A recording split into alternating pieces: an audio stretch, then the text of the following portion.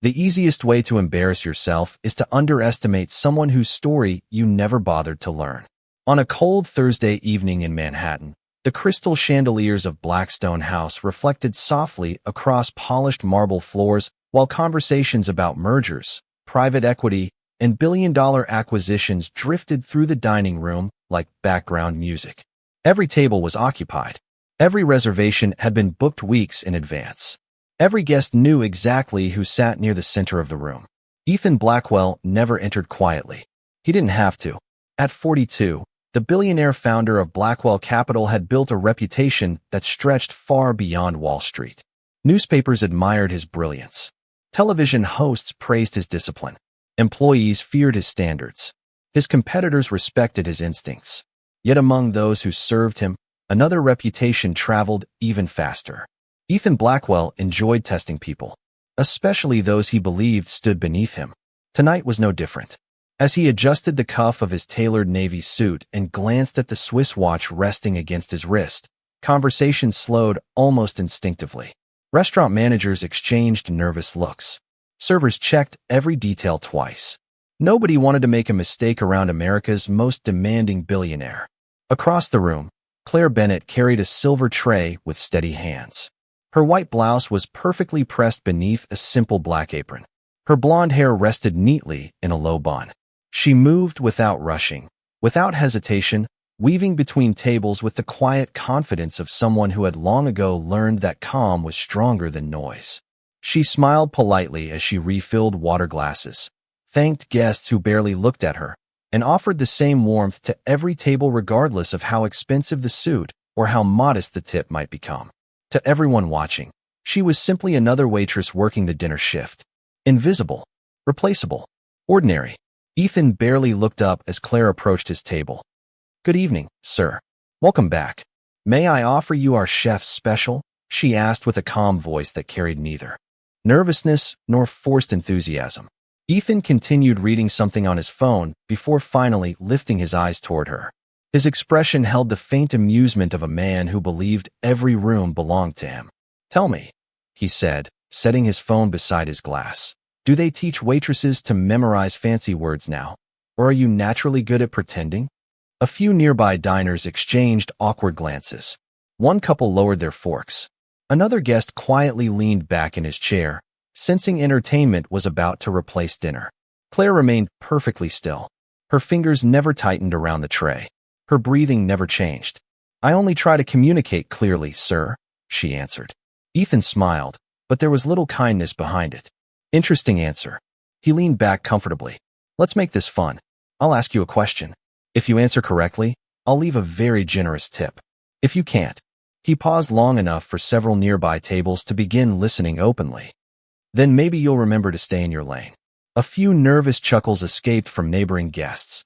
Claire neither smiled nor frowned. She simply waited. Silence settled over the dining room in a way no one had expected.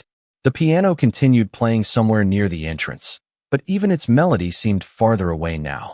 Ethan folded his hands together as though preparing for a board meeting instead of ordering dinner. "What do you think the difference is?" he asked loudly enough for several tables to hear. "Between education and intelligence." More faces turned toward them. Several diners discreetly reached for their phones beneath the table. Claire met his eyes without challenge, without fear, and without resentment. Then she answered with the same gentle tone she had used to welcome him. "Education gives people knowledge," she said. "Character determines how they use it." The words landed softly, yet somehow they echoed across the room louder than laughter ever could. Ethan blinked once. Only once. Then a slow grin spread across his face. "That's surprisingly philosophical for someone carrying menus." Claire offered the slightest smile. "Everyone carries something, Mr. Blackwell. Some carry menus. Others carry assumptions." For the first time that evening, no one laughed. The silence lingered long after Claire finished speaking. It was not the uncomfortable silence that followed an argument. It was something rarer. It was the sound of assumptions quietly falling apart. Ethan Blackwell studied her for another moment before letting out a short laugh that sounded more calculated than amused. "Very clever," he said, reaching for his glass of sparkling water. "You rehearsed that one, did not you?" Claire simply nodded politely. "May I take your dinner order now, sir?" For a brief second, Ethan considered continuing the exchange, but something about the way she stood there unsettled him. She was not defensive. She was not trying to impress anyone. More importantly, she did not seem interested in winning. That was unusual.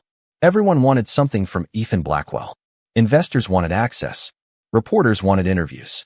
Politicians wanted donations. Even competitors wanted his approval. Yet this waitress looked at him exactly as she looked at every other guest. With professionalism. Nothing more. The dry-aged ribeye, he finally answered. Medium rare. Truffle mashed potatoes. Black coffee after dinner. Excellent choice, sir.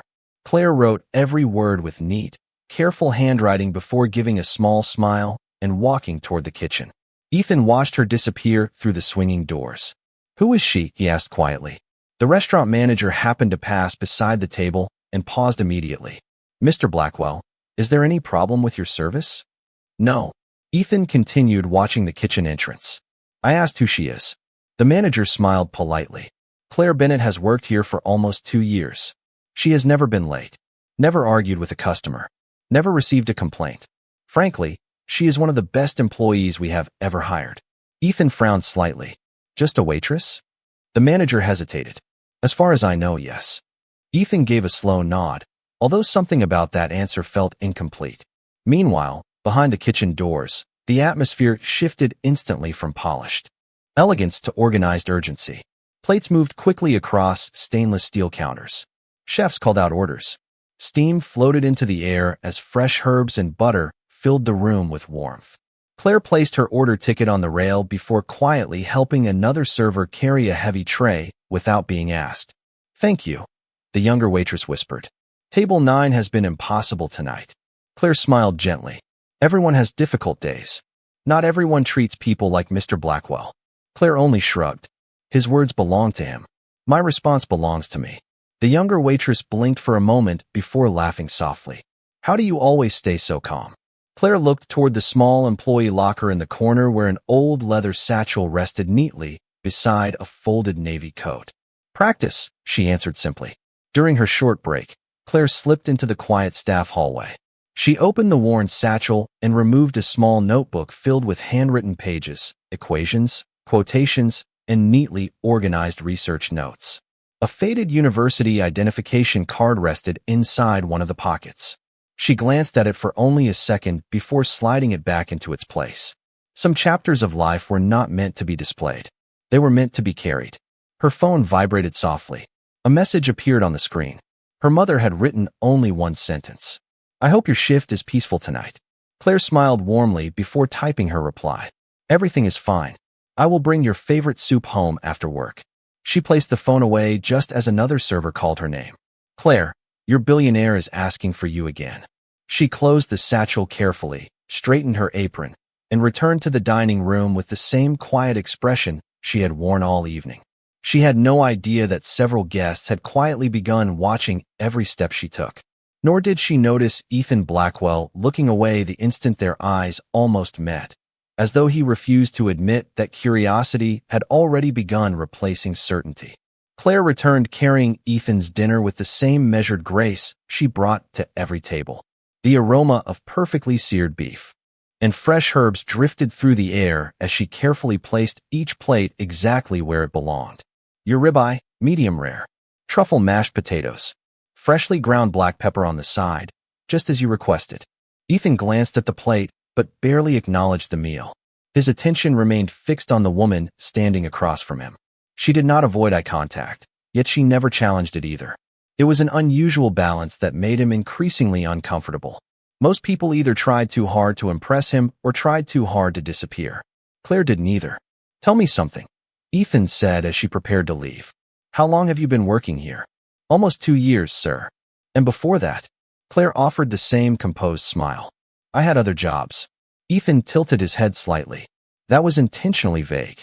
You asked a simple question. I gave a truthful answer.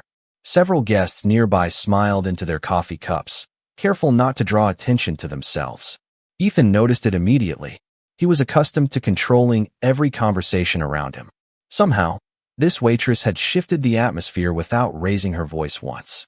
He cut into his steak and took a thoughtful bite. It was prepared perfectly. Even that irritated him slightly. He preferred finding flaws. They made people easier to understand. Perfection left too many unanswered questions. Across the dining room, Claire continued serving every guest with identical courtesy. She laughed softly with an elderly couple celebrating their 50th wedding anniversary. She patiently explained the dessert menu to a family visiting from Ohio. She quietly replaced a child's spilled lemonade before the parents even realized what had happened. No special treatment. No performance. Just quiet professionalism.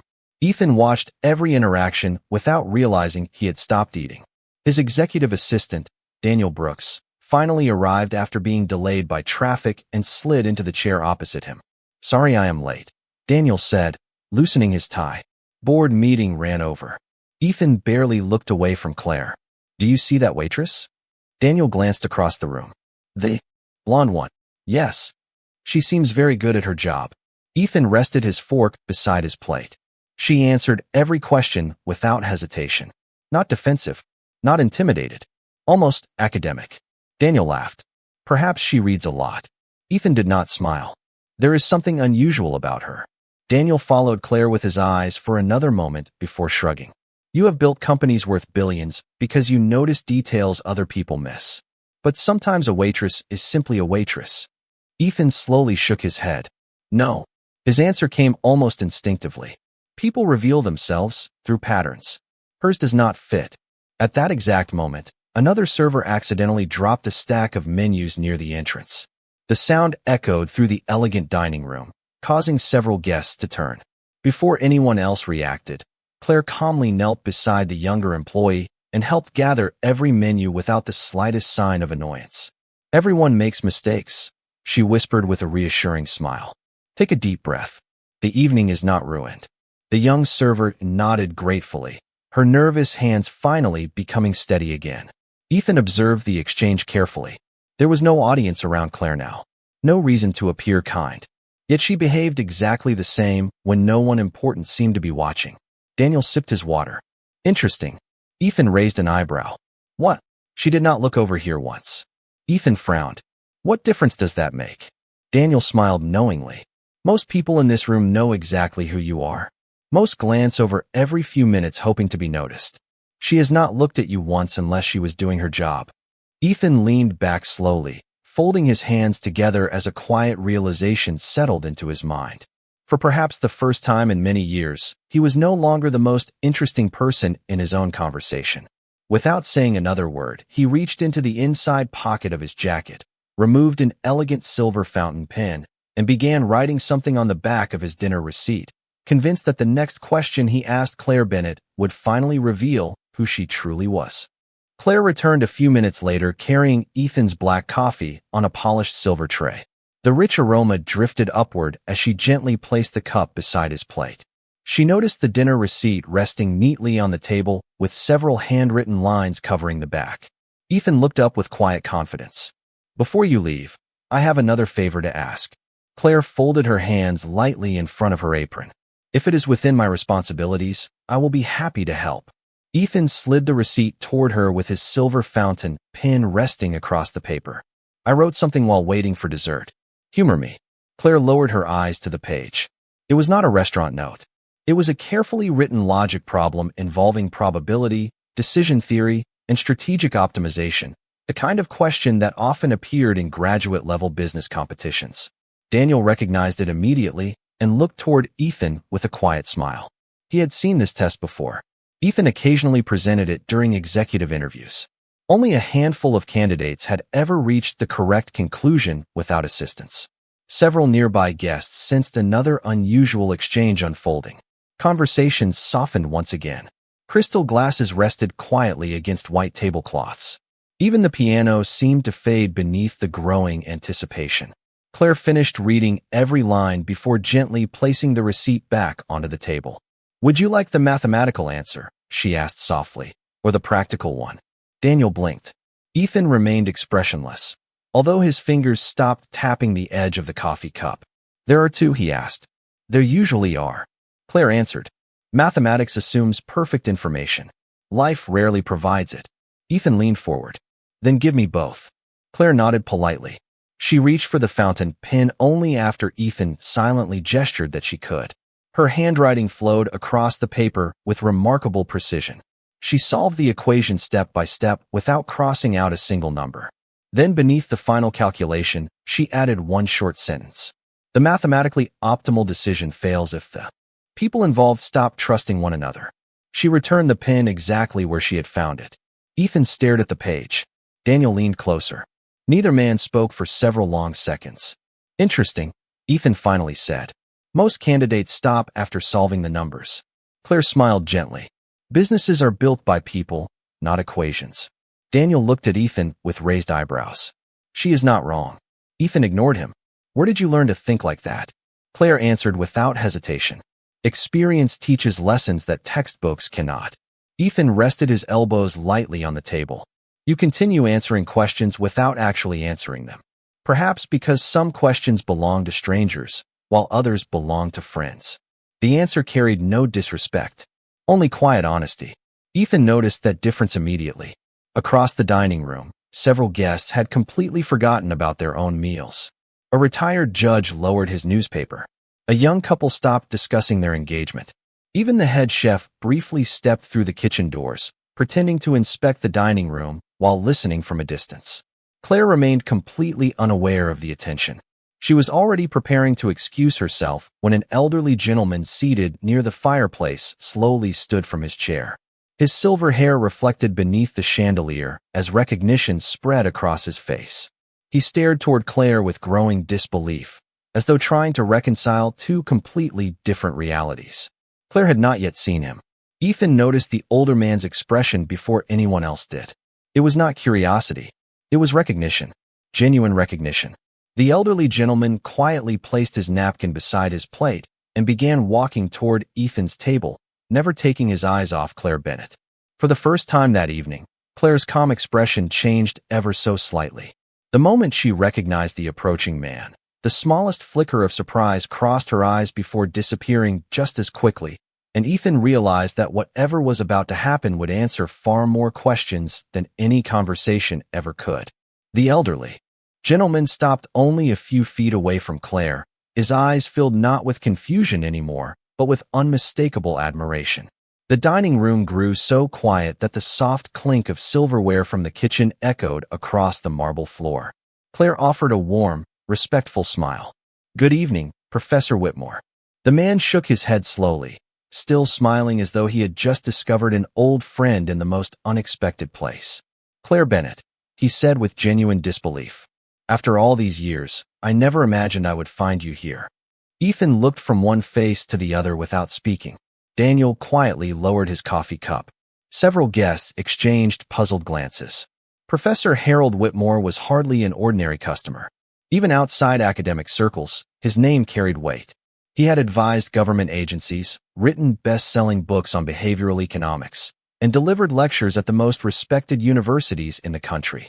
Yet the distinguished professor now stood before a waitress with the unmistakable respect usually reserved for fellow scholars. Claire answered gently, "It is good to see you again, Professor." He laughed softly. "You are still calling me Professor after everything we worked through together." Claire's smile widened just enough to reveal genuine affection. Old habits are difficult to change. Ethan finally broke the silence. "You know each other?" Professor Whitmore slowly turned toward Ethan, almost surprised that anyone needed to ask.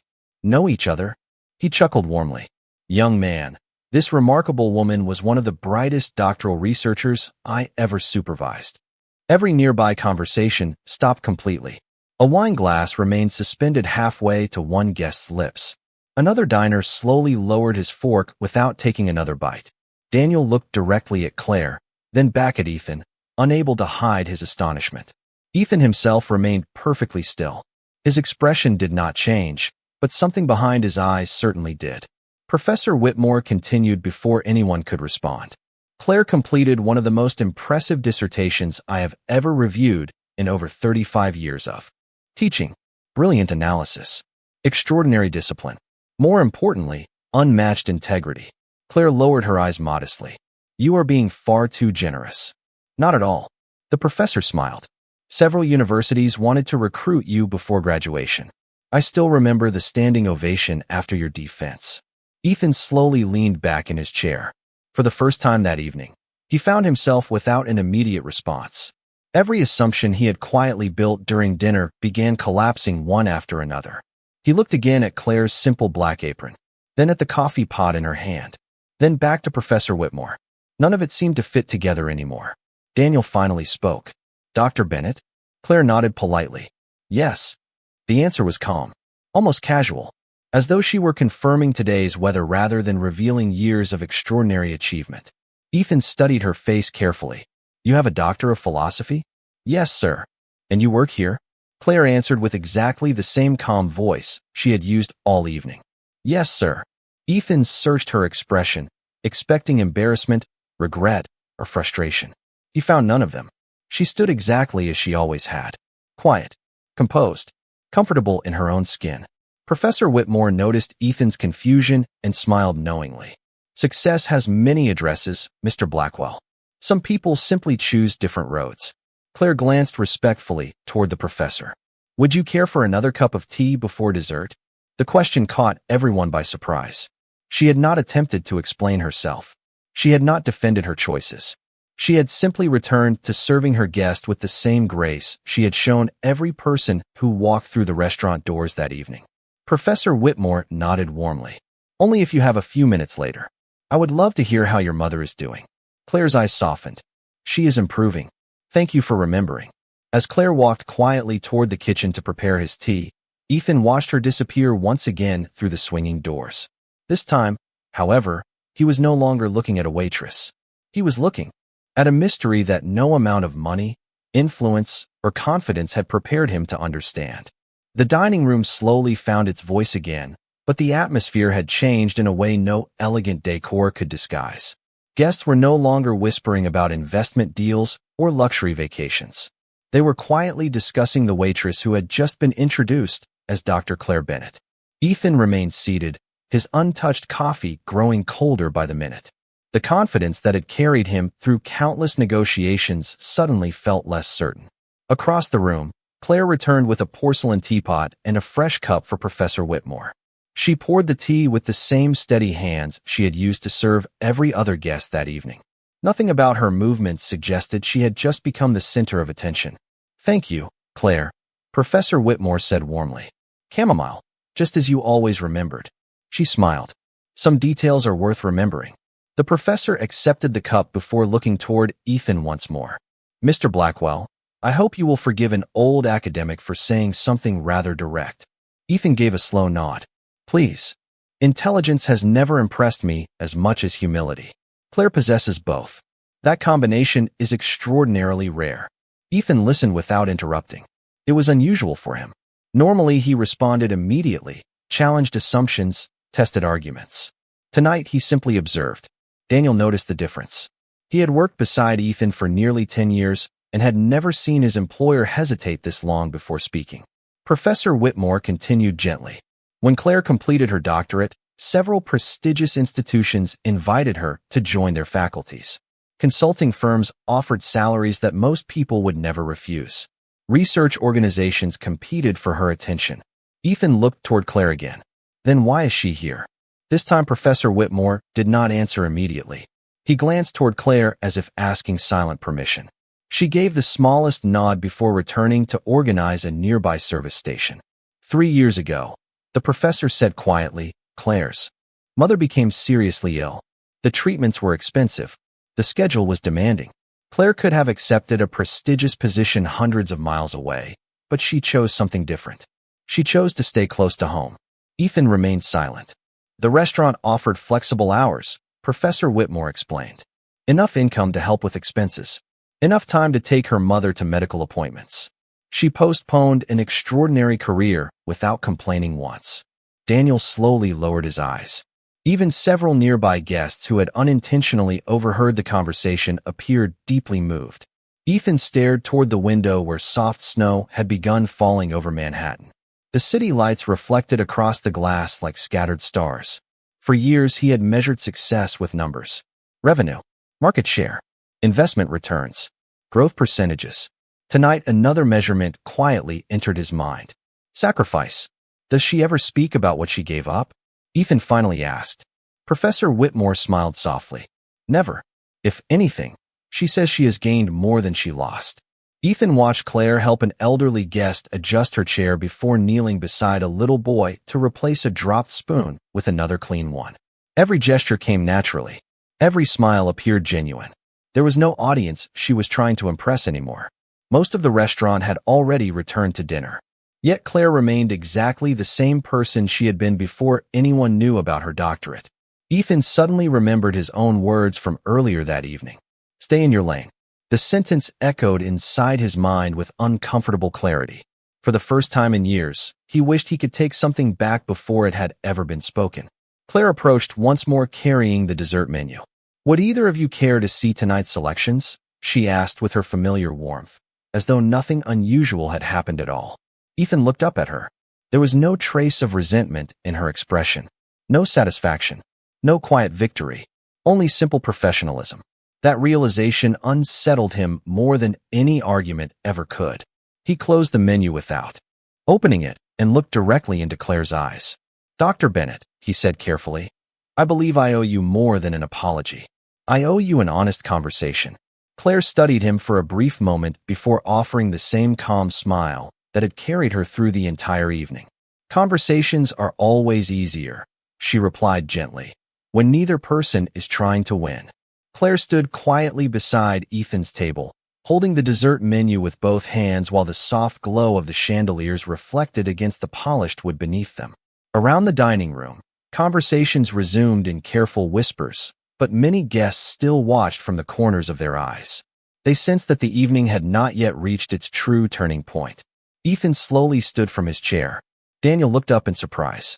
During years of business dinners, he had rarely seen Ethan rise simply to speak with someone. He always expected others to come to him. Tonight was different. Would you allow me 5 minutes of your time after your shift? Ethan asked.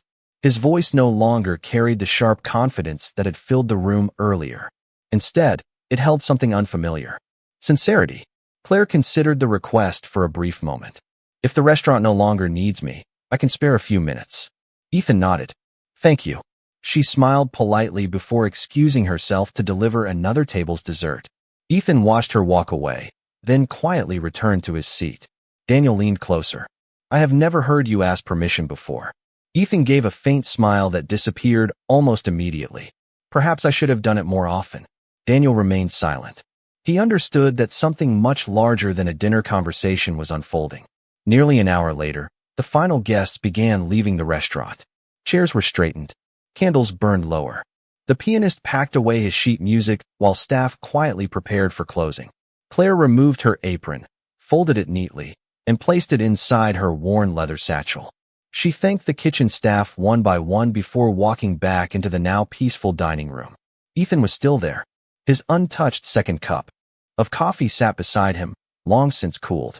He stood the moment she approached. Thank you for waiting, Claire said. You wish to have a conversation.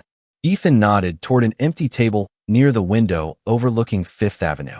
Snow continued falling outside, covering the sidewalks in a quiet blanket of white. Would you join me? Claire took the seat across from him without hesitation. Neither of them spoke for several seconds. The silence no longer felt uncomfortable. It felt thoughtful. Ethan finally broke it.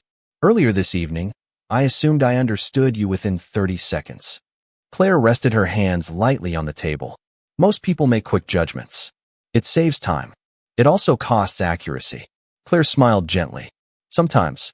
Ethan let out a slow breath. When I saw your uniform, I believed I knew your story. Did you? She asked. No. He shook his head honestly. I only knew my assumptions. Claire looked toward the snow drifting outside the window. Assumptions are often built from incomplete information. Ethan nodded. I built an entire opinion about your intelligence before asking a single meaningful question. Claire remained calm. You were not the first, but I should have known better. She turned back toward him. Why? Ethan seemed surprised by the question. Because I have spent my career making decisions based on evidence. Claire tilted her head slightly. Evidence and appearances are not always the same thing. Ethan smiled for the first time that evening without pride or calculation. You have a remarkable way of answering questions. Years of teaching undergraduate students during my doctoral program helped. Ethan blinked. You taught? For 3 years. What subject? Behavioral decision making. Ethan laughed quietly, almost shaking his head in disbelief. That feels strangely appropriate. Claire's eyes reflected the warm light above them. Human beings rarely make perfectly rational decisions. We often judge first and investigate later. Ethan looked down at his hands. Which is exactly what I did. Claire did not rush to comfort him. She simply allowed the truth to remain between them. After another thoughtful silence, Ethan spoke again. I have interviewed hundreds of executives. I have hired Nobel Prize winners as consultants. Yet tonight a waitress taught me more about leadership than many boardrooms ever have. Claire answered softly. Leadership begins with curiosity. Arrogance usually begins when curiosity ends. Ethan looked directly into her eyes, realizing there was no accusation in her words. Only quiet wisdom offered without the slightest desire to embarrass him. In that moment, surrounded by an empty restaurant and gently falling snow, he understood that the greatest lesson of the evening had never come from her doctorate. It had come from the extraordinary discipline of a woman who never needed to prove her worth because she had never doubted it herself. For several moments, neither Claire nor Ethan spoke. The restaurant had emptied completely now, leaving only the quiet hum of the heating system and the gentle sound of snow brushing against the tall windows. Outside, New York continued moving at its usual relentless pace, but inside that small corner of the dining room, time seemed to slow. Ethan looked at Claire with a level of attention he had rarely given anyone. Not because she held an impressive degree, not because Professor Whitmore had praised her, but because every answer she gave seemed to reveal a deeper question about himself. May I ask you something personal? He said carefully. Claire considered his expression before nodding. If I choose not to answer, I hope you will understand. Of course. Ethan folded his hands together. Do you ever regret your decision? Claire did not answer immediately. She looked toward the softly falling snow before speaking. Every important decision closes one door while opening another. Ethan waited. When my mother became ill, people kept telling me what I was giving up. They listed universities, research grants, speaking invitations, consulting offers. They meant well. She smiled faintly. Very few people asked what I was choosing instead. Ethan listened without interrupting. I chose breakfast with my mother before chemotherapy appointments. I chose driving her home instead of asking strangers to do it. I chose reading beside her hospital bed while waiting for test results. I chose ordinary moments that will never appear on a resume. The words settled gently into the silence. There was no sadness in her voice, only gratitude. My career paused, Claire continued. My life did not. Ethan lowered his eyes. Throughout his career, he had often spoken about opportunity cost, return on investment, and strategic sacrifice. Yet none of those concepts had ever sounded as meaningful as they did now. Claire smiled softly. People assume success only moves upward. Sometimes it moves inward. Ethan let out a quiet breath. I have spent most of my adult life believing every problem could be solved by working harder. Did it? She asked. He thought for several seconds. It built companies. And outside the office. Ethan gave a small, honest smile. I am not certain anymore. Claire nodded gently, not because she agreed, but because she understood. There is nothing wrong with ambition. It becomes dangerous only when it is allowed to replace perspective. Ethan glanced around the empty restaurant. Earlier that evening, he had entered believing he was surrounded by employees serving his dinner. Now he realized he had spent hours learning from someone who had expected nothing in return. Professor Whitmore mentioned that universities still contact you. Claire smiled. Occasionally. Will you return? She looked down at the simple wedding band that had belonged to her late grandmother, the only piece of jewelry she ever wore. She turned it gently around her finger before answering. Perhaps one day. My mother has become much stronger this year. She has even started taking short walks again. Her face brightened in a way Ethan had not seen before. Last Sunday, she walked almost half a mile through Central Park without stopping. The pride in her voice was unmistakable. Ethan found himself smiling as well. That sounds like a remarkable achievement. To us, it was. Claire laughed softly. We celebrated with hot chocolate afterward. Ethan realized something unexpected. The woman sitting across from him measured victories differently than he did. He celebrated quarterly reports. She celebrated half-mile walks. Somehow, hers seemed to matter more. He slowly reached into his jacket pocket and removed a simple white business card with nothing except his direct telephone number written beneath his name. He placed it gently on the table, but did not slide it toward her. Months ago, he said quietly, I would have offered this because I believed I could improve your future.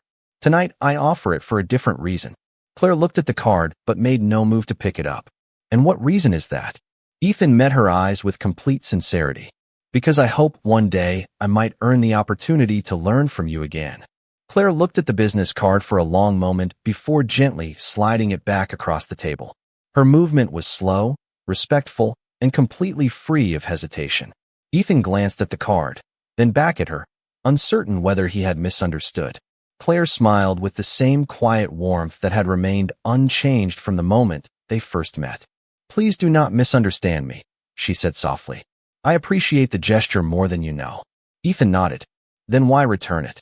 Claire rested her hands lightly on the table.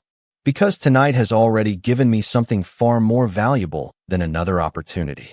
Ethan waited. You listened. The simple answer settled between them with surprising weight. Claire continued. Most people spend their lives trying to be heard. Very few are willing to truly listen. Tonight you chose to do that. Ethan looked toward the window where the snowfall had become heavier, covering the busy streets with a quiet layer of white that softened even the brightest city lights. I almost did not, he admitted honestly. I nearly left this restaurant believing the same things I believed when I walked in. Claire nodded gently.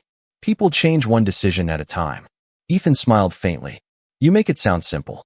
It is simple, she replied. Simple is not always easy. The restaurant manager approached quietly from a respectful distance. Claire, everything has been locked up. You are free to head home whenever you are ready. Thank you, Claire answered warmly. She stood, slipped her folded apron into her leather satchel, and buttoned her navy winter coat. Before leaving, she turned back toward Ethan one last time. May I offer one piece of advice? Ethan rose to his feet immediately. Please. Claire looked directly at him, her blue eyes calm and sincere. The next time you meet someone wearing a uniform, try asking about their dreams before assuming you already know their story. Ethan lowered his head slightly. I will remember that. Claire smiled. I believe you will. She extended her hand. Ethan accepted it without hesitation. There was no business agreement, no negotiation, no exchange of power, only mutual respect. As Claire walked toward the front entrance, Professor Whitmore happened to be putting on his overcoat nearby. He smiled proudly as she passed. You still teach, he said quietly. Claire laughed softly. Only when someone is willing to learn. Together they stepped into the snowy Manhattan evening, their footprints gradually disappearing beneath fresh snow. Ethan remained standing inside the empty restaurant long after the door had closed behind them. Daniel approached slowly. Should I schedule a meeting with Dr. Bennett if she ever changes her mind? Ethan looked at the untouched business card still resting on the table. Then he carefully folded it and returned it to his wallet. No. Daniel looked surprised. No. Ethan smiled, but this time there was no trace of pride behind it. If our paths cross again, I hope it is because life naturally brings them together, not because I used my influence to make it happen. Daniel nodded thoughtfully. They walked toward the exit together. As Ethan reached the door, he paused and glanced back one final time at the quiet dining room, where the evening had begun with certainty and ended with humility. The polished marble floors, crystal chandeliers, and expensive furnishings suddenly seemed less memorable than one calm conversation beside a window. Months later, employees at Blackwell Capital quietly noticed small changes. Ethan greeted receptionists by name. He thanked custodial staff before leaving late meetings.